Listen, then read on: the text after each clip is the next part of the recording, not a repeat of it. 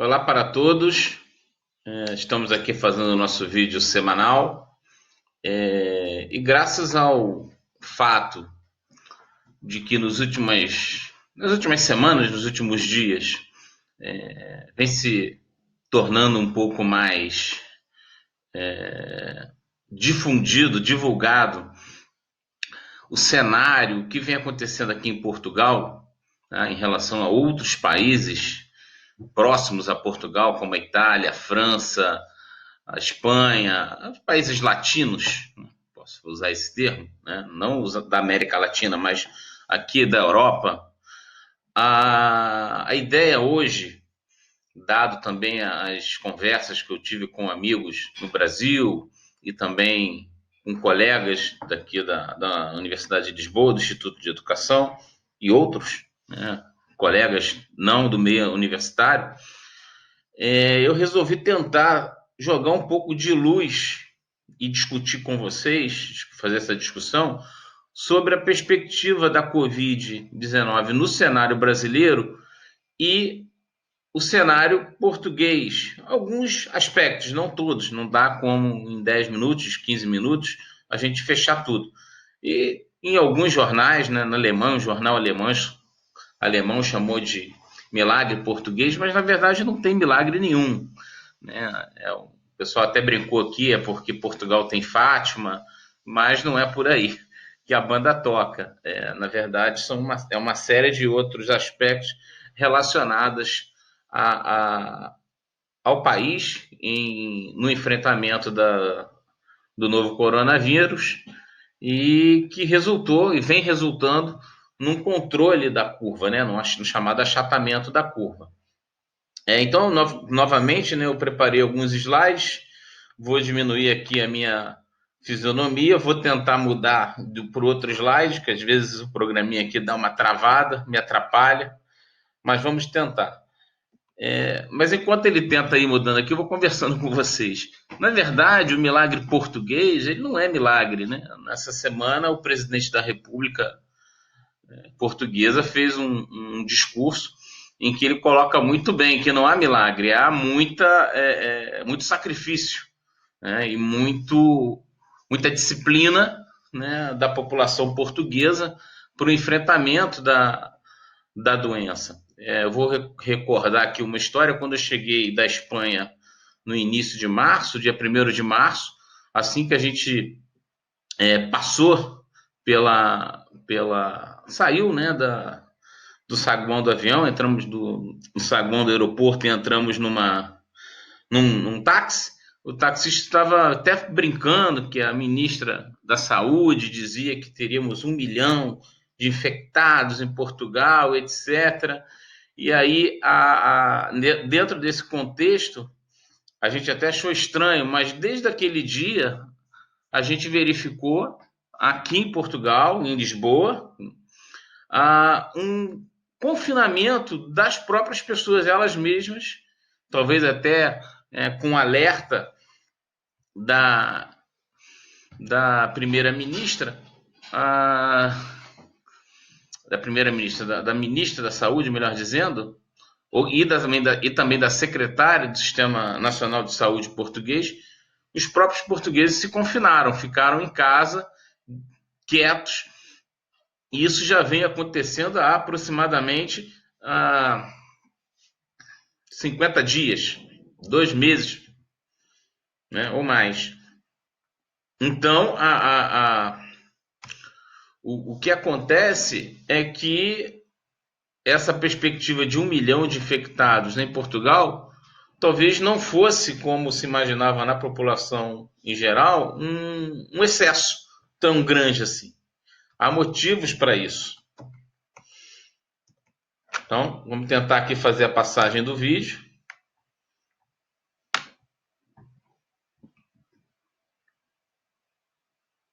Deixa eu puxar aqui para cá. Pronto, foi. Então, meus amigos, para a gente dar prosseguimento aqui, eu trouxe um slide de dados de John Hopkins de hoje de manhã, né, que eu fiz que eu montei, sentei para organizar essa apresentação, fiz essa apresentação hoje de manhã, mas esses dados eles são de uma semana. Provavelmente na segunda-feira, essa configuração desse mapa vai ser alterado. Mas o que ele mostra? Né? Eu fiz aqui tem as referências onde vocês podem encontrar. Deixa eu puxar aqui um pouquinho para cima, porque o importante aqui é o seguinte: são as setas azuis. Tá? Vocês podem perceber que pela coloração, o Brasil já tem um número de casos maior que Portugal. Tá? E aí a gente tem dados mais atuais de hoje de manhã. Eu fiz o acompanhamento, atualizei agora, mas aproximadamente este é o cenário. Nós temos em Portugal 20.206 casos, com 714 mortes, e o Brasil com 37.436 casos e 2.388 mortes. Esses números eles mudam constantemente. A gente já falou isso anteriormente, nos vídeos anteriores, e vocês que acompanham na imprensa, nos jornais, nos institutos de pesquisa, nas universidades, outros colegas professores, epidemiologistas, essa informação ela já é muito comum para vocês, eu acredito, ela muda constantemente. Mas a apresentação desses números nos aponta, então, que a taxa de letalidade hoje em Portugal é de aproximadamente 3,5%, né, feito esse cálculo em cima desses números aqui apresentados, e no Brasil 6,4%. Eu fiz aqui uma anotação para ver se eu... Opa, está tão boa aqui. Eu fiz aqui uma apresentação, um levantamento, não sei se eu vou... Achei, olha. Então nós temos o seguinte, no dia 27 de março, a taxa de letalidade era de 2,6%. No dia 2 de abril, a taxa aumentou para 3,8%. E hoje nós temos 6,4%. Então, essa taxa no Brasil ela vem aumentando. Há uma série de números e de correlações que podem ser feitas e discutidas isso. Inclusive em relação ao número de testes, que é um dos enfoques desta nossa conversa da noite de hoje. Bom, então esse aqui é o cenário atual. Nós temos esses números.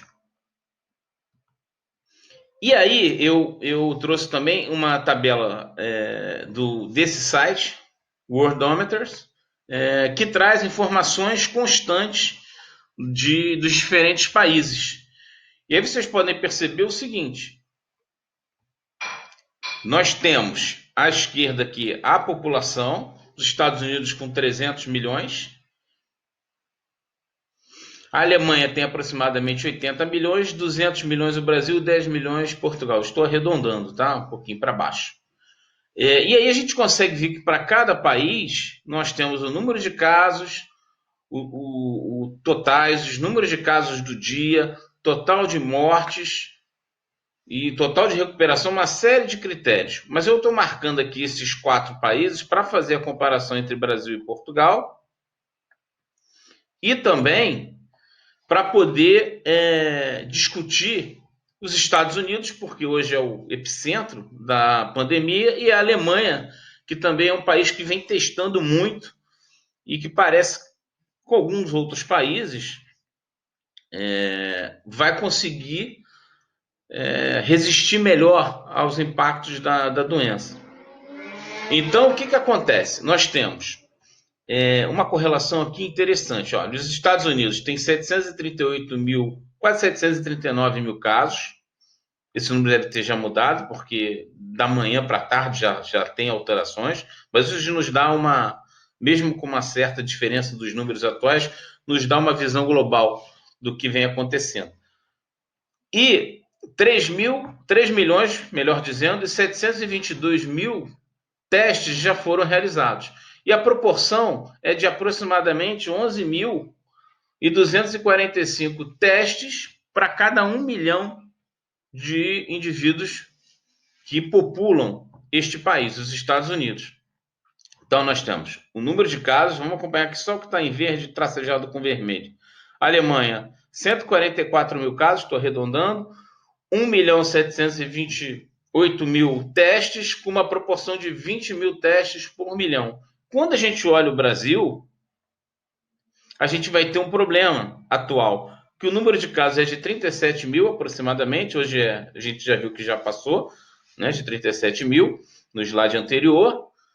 Foi testado aproximadamente, foram feitos 63 mil testes e uma proporção de 296 testes por milhão de pessoas, de população. Aí eu criei aqui uma coluninha à direita, e Portugal, né, não vamos esquecer, tem 20.206 casos, com o número de testes de 235 mil, e uma proporção de 23 mil testes por cada 1 milhão de pessoas. Então, nessa comparação, hoje é até o país que mais testa. Existem outros, né? A Suíça, a Suécia também acho que testa bastante. A Itália aumentou muito seu número de testes, porque a coisa lá ficou muito complicada, todos nós sabemos. A Espanha também. Mas se a gente olhar para os dados de comparação entre o número de testes, total de testes feitos com os casos confirmados, a gente vai ter números diferentes.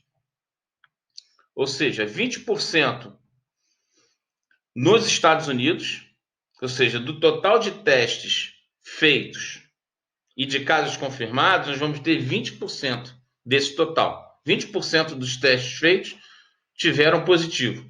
Na Alemanha, 8,3%. No Brasil, quase 60%, porque vem testando pouco. E Portugal, 8,3%. Então, a gente consegue começar a se aproximar, ou nos leva a pensar no seguinte: na medida em que ocorrem mais testes, que a produção de testes avança, existe uma tendência, os números vão variando, de que aproximadamente 8%, 10% da população vai se infectando. Vai se infectando. Então, é fundamental a gente pensar na estratégia de ampliar o número de testes. Então, fazendo um recorte desta tabela para o Brasil, comparando o Brasil com Portugal, considerando que Portugal tem 10 milhões de habitantes e o Brasil 200 milhões, e aí a gente repete aqui os mesmos dados anteriores, né, na proporção de 296 testes por cada 1 milhão de habitantes no Brasil e 23 mil testes aproximadamente para cada 1 milhão de habitantes em Portugal, a gente vai perceber o seguinte. Pronto. Repetindo os números aqui. Total de testes, casos confirmados, 59%, ou seja, essa relação entre testes realizados e número de casos positivos confirmados dá aproximadamente 60%. E em Portugal, 8,3%. Isso significa que 60% da população está infectada? Não. Porque no Brasil o que vem acontecendo é que os testes são efetivamente realizados com as pessoas que já têm uma grande sintomatologia, ou elas já estão no hospital, ou tiveram que entrar na UTI. Então você tende, os laboratórios centrais de saúde públicos, chamados LACENS, os testes que lá são feitos, provavelmente você vai ter ali uma porcentagem de 70%, 80%, né, de testes dando positivo. No caso de Portugal, como também na Alemanha, como exemplos, que estão testando muito, uma proporção de mais de 20 mil testes por cada 1 milhão de pessoas, a gente consegue imaginar e vislumbrar que o que está acontecendo é o seguinte: a taxa de infecção é menor, porque vem se testando também pessoas que são assintomáticas. O rastreamento, a busca pelo vírus, entre aspas, eu vou usar esse termo, a busca por pessoas que podem estar infectadas é muito mais ampla. Então, as casas de idosos, por exemplo, que é uma situação que eu já expliquei aqui, há esse rastreamento por pessoas assintomáticas, por pessoas que podem estar potencialmente infectadas, para que elas possam ser isoladas, para que elas não infectem outras pessoas. Então, é uma busca mais proativa. Então, o rastreamento permite isso. Você planejar, inclusive, a saída do confinamento, de uma quarentena mais séria, para que a economia vá retornando aos poucos. Mais à frente há um slide que eu explico isso melhor. Então, assim, o que isso indica? Né? Um olhar sobre esses dados é que Portugal vem, aproximadamente até hoje, testou 2%, 2,3% da população. É evidente que há situações em que não é feito só um teste. Né? É feito um teste, por exemplo, deu positivo. Depois você faz um teste para ver se a pessoa já está curada e já está assintomática. Você faz esse tipo de trabalho também. Mas vamos considerar em números absolutos um teste por pessoa para facilitar essa nossa reflexão. No Brasil, o número de testes é de apenas 0,03% da população até o momento. Consequentemente, aqui embaixo eu botei aqui observação, já está na tela há um bom tempo, o Brasil precisaria de 5 milhões de testes, 4,7 milhões de testes realizados para ter uma porcentagem similar à de Portugal. E aí nós temos um grande problema. Portugal, por exemplo, hoje testa 10 mil pessoas por dia. O Brasil teria talvez que estar testando 40 mil, 50 mil. Se fôssemos fazer a proporção de população, seria 200 mil testes por dia. Mas talvez esse seria um número muito absurdo, né, para as condições atuais. Mas pelo menos 30 mil, 40 mil testes, 50 mil testes por dia. Já nós conseguimos encontrar na internet informações de especialistas dizendo que o ideal era pelo menos 40 mil, 50 mil testes por dia, para o Brasil começar a ter uma atividade de testagem mais proativa, que nós não ficássemos só, como eu estava aqui, a luz caiu aqui em cima de mim, com uma lâmpada, né, jogada para o alto, e as pessoas doentes chegando nessa luz. A ideia é pegar, virar uma vela ou uma luz jogada para cima, transformá-la numa lanterna e a gente conseguir, é uma comparação que eu faço aqui, correr atrás do prejuízo. No caso, correr atrás das pessoas assintomáticas que podem estar infectadas, transmitindo, e bloquear as cadeias de transmissão. Então, novamente, aquela etapa de inação completa, a tragédia que seria, até você buscar realmente atividade de supressão da doença, ou pelo menos de uma forte mitigação, que eu acho que é o estágio que nós temos no Brasil. E aqui em Portugal, eu acho que me parece que o estágio de mitigação ele evoluiu para quase uma supressão. Por isso esses números tão pequenos diariamente aqui no Brasil. Então, o Brasil vai precisar de produzir muito teste, importar. Todo mundo está importando testes da China ou da Coreia. E isso reflete, sim, em aspectos, e aí não tenho como não deixar de colocar a questão política, de falta de investimento de ciência e tecnologia, na falta de investimento no Sistema Único de Saúde nos últimos anos. É fundamental que a chamada PEC 95, por exemplo, seja derrubada. Isto é é uma lei, né, que não tem lugar nenhum do mundo e vai impactar, e já está impactando no enfrentamento dessa doença, né, do novo coronavírus. Então fica aqui esse lembrete importantíssimo, né, essa nota fundamental de que as questões relacionadas à saúde não é um aspecto só biológico, pelo contrário. Aspectos políticos, socioeconômicos vão muito mais do que uma atividade de um vírus que usa as células para se reproduzir, né? Atuando como um parasita intracelular obrigatório, né? Se nós formos discutir um pouquinho o vírus. É muito mais amplo, muito mais amplo. A gente já discutiu isso, saneamento básico, condições de habitação, enfim. A gente já está um pouco cansado, não cansado, né? Mas careca de ter essas informações, mas é sempre bom repeti-las. Então, esse é o estudo que eu mostrei também em uma das apresentações anteriores, mas vale a pena sempre repetir, do Imperial College, que mostra em 11 países europeus o que eles tomaram de medidas. E aí eu coloquei aqui o que aconteceu em Portugal comparando com o Brasil. Já apareceu aqui as bandeirinhas, estou passando aqui a setinha, e agora vai sobressair em verde, né? Dá um sobressalto nas informações, e as setas roxas são as situações da Itália e da Espanha, que aparentemente começa a ter um pouco de controle. Mas os Estados Unidos, que não está aqui, está passando por um grave problema, como também o Reino Unido. Então a gente consegue perceber, como eu havia mencionado, 1º de março as pessoas já ficando reclusas, o auto-isolamento.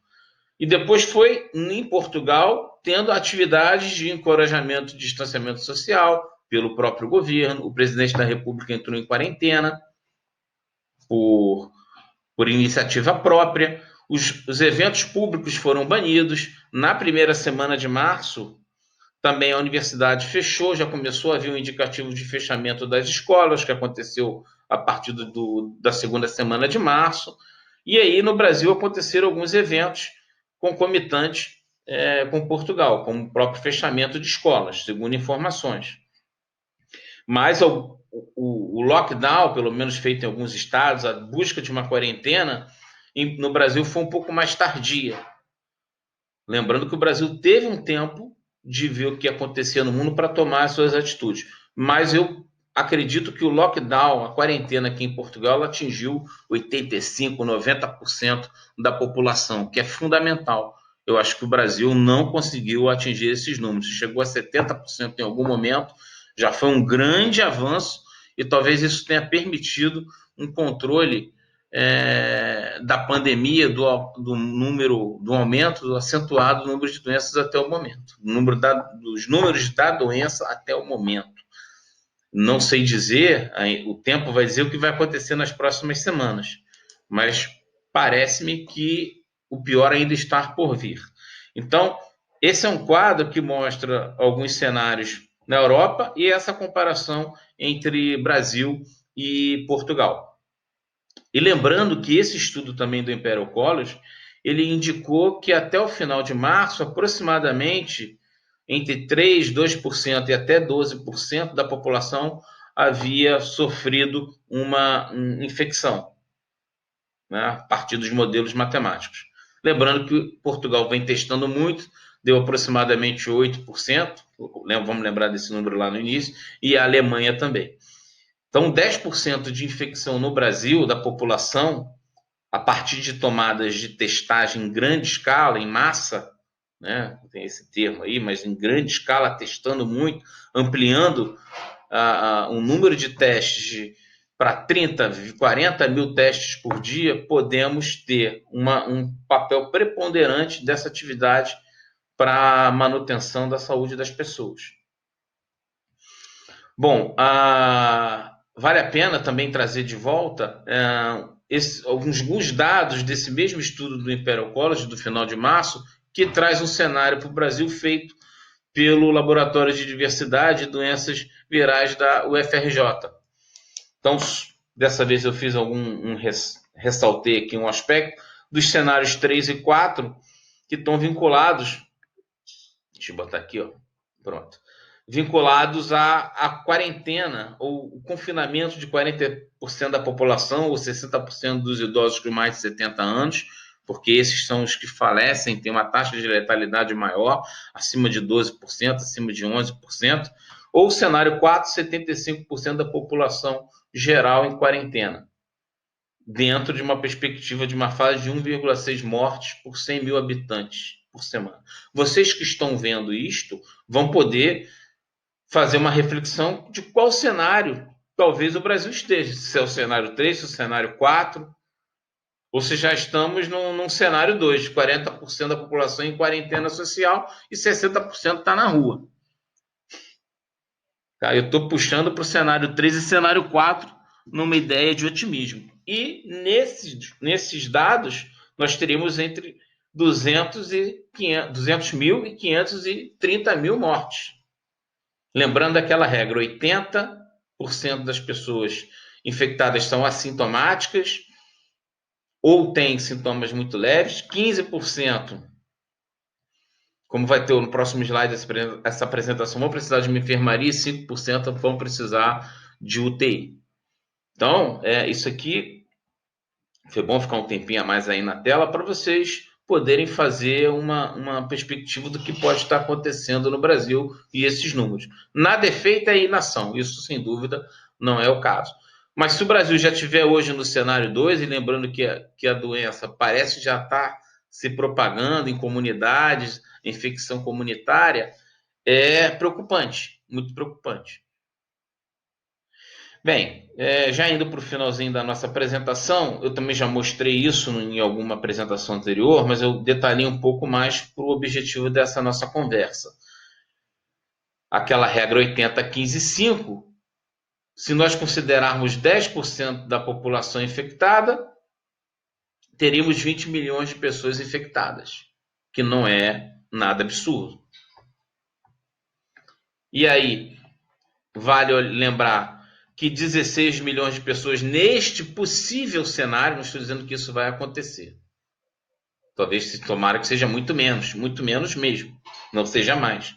16 milhões de pessoas vão ter sintomas leves, 3 milhões de enfermaria e 1 milhão de pessoas de cuidados intensivos.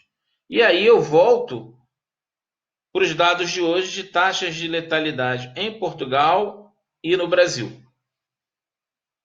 Então, pegando o conjunto de pessoas que são testadas, que dão positivo, se você tem uma taxa de letalidade de até 6%, é muito preocupante. Se nós tivermos uma taxa de 1% de mortalidade nesse cenário aí de 10% da população infectada, 1% de mortalidade, estamos em 6,4% hoje, vem aumentando, como eu falei no início de março, final de março, início de abril, 1% de mortalidade, para facilitar os nossos cálculos, são 200 mil mortes. Possivelmente, há esta possibilidade, que seria algo próximo àquele cenário 4 do slide anterior. Não preciso voltar, não vou voltar, que é o cenário 4. Vocês voltem aí depois no nosso vídeo. Indo para o final, o slide apareceu todo, mas não vejo problemas nisso. Portugal já vem pensando numa retomada da economia a partir do mês que vem. Então, foram 2 meses muito duros, mas três medidas de estado de emergência, que o Estado andou até prendendo algumas pessoas, sim, que descumpriam as regras, que estão infectadas e foram para a rua. A Páscoa ficaram todos confinados nas suas cidades, nos seus municípios. Mas a partir desse controle e de um processo de educação, né, da população sobre comportamental, a partir de maio, a partir do dia 2 de maio, não deve haver mais essa renovação do estado de emergência e a economia vai começar a ser retomada. Evidentemente, seguindo algumas regras. Essas aqui são algumas delas que eu trouxe para vocês. Máscaras vão ser obrigatórias, principalmente nas escolas e no transporte público. Escolas, porque aqui vai reabrir as escolas apenas o ensino médio, finalzinho do ensino médio, né? O 11º e 12º anos. Né? As crianças vão terminar o ano letivo até final de julho em casa, com educação à distância, na televisão, usando ambiente virtual de aprendizagem, mas as escolas vão voltar para o ensino médio para terminar o ciclo, né, o ano letivo, por causa até das provas para ingresso nas universidades. Mas vão ter um horário diferente por causa do congestionamento dos transportes públicos e evitar aglomerações. O aumento do comércio, né, a reabertura do comércio, né, aqui comeu um pouquinho, me perdoem, mas a reabertura do comércio vai ser gradual, provavelmente vai começar com os pequenos comércios, pequenos bares, padarias de bairro, muito serviço de take away, né? Liga para o açougue, faz uma encomenda pela internet e aí eles mandam um WhatsApp. Hoje a gente fez isso ontem. A Michelle mandou uma lista grande, não quero lembrar muito disso não, porque ficou salgado o preço. E aí eles mandaram, está pronto, a gente foi lá e trouxe os produtos. Eu acho que vai funcionar muito assim durante um tempo. A reabertura do atendimento ao público vai ser também gradual. Aqui, os núcleos de atendimento ao cidadão vão ser abertos mais tarde, bem depois, porque tem muito imigrante, muita gente buscando cidadania. Todos esses núcleos de atendimento vão ser reabertos depois que o controle da pandemia estiver mais bem num estágio mais sustentável. As praias vão ter restrições de uso, que até as praias foram realmente fechadas. O verão está chegando aqui, né? Estamos aqui na primavera. Então, cada autarquia, cada município, cada conselho vai ter uma independência para medir as suas regras, mas vai haver provavelmente um documento, um procedimento geral do governo da República, né? Do governo do primeiro-ministro, da presidência da República. Futebol, né? Vai regressar provavelmente em junho, ainda tem mês de maio inteiro, e provavelmente com portas fechadas ou com meia dúzia de gatos pingados. Eu ia fazer piada com torcidas aqui de alguns clubes, mas não vou fazer não, tá? A coisa, a gente brinca, mas a coisa realmente é séria. Então, a ideia é esta. E o cinema também, um outro exemplo, vai ter lugar marcado, tá? Em duas filas, de 3 em 3 cadeiras. Meus amigos, gostaria de agradecer a vocês por estar, todos vocês por estarem acompanhando o nosso trabalho, se inscrevendo no canal e agradeço muito o carinho de vocês, as críticas, as sugestões para melhoria de cada vídeo, né? Às vezes alguns vídeos desenvolvem bem melhor, outros nem tanto, quando cai a luz em cima da cabeça da gente, mas fica aqui o agradecimento e aqui à esquerda, né, eu sempre termino com essas imagens e lembrando sempre como você tem que discutir saúde considerando aspectos como esse, né? A favela da Rocinha, com aglomeração gigantesca de pessoas. Como a gente deve cuidar muito da população mais vulnerável no Brasil. E quando passar essa crise, e que a nossa sociedade como um todo tem essa perspectiva de mais distribuição de riqueza, né? Nem de renda, de riqueza. Porque possivelmente, como Barack Obama avisou em 2014, viria uma pandemia e outras virão. Então a gente precisa ter muita atenção nesse projeto de Estado de melhoria de qualidade de vida e desenvolvimento de riqueza para sua distribuição para as pessoas menos favorecidas no nosso querido Brasil. E Portugal pode dar algumas lições importantes para o Brasil poder tomar medidas mais duras nesse momento para que depois a gente consiga sair com mais calma dessa crise de saúde pública e retomar a nossa economia. Novamente um abraço, muito obrigado, tenha uma ótima semana, tá? Com muita saúde e muita paz. Até a próxima, meus amigos.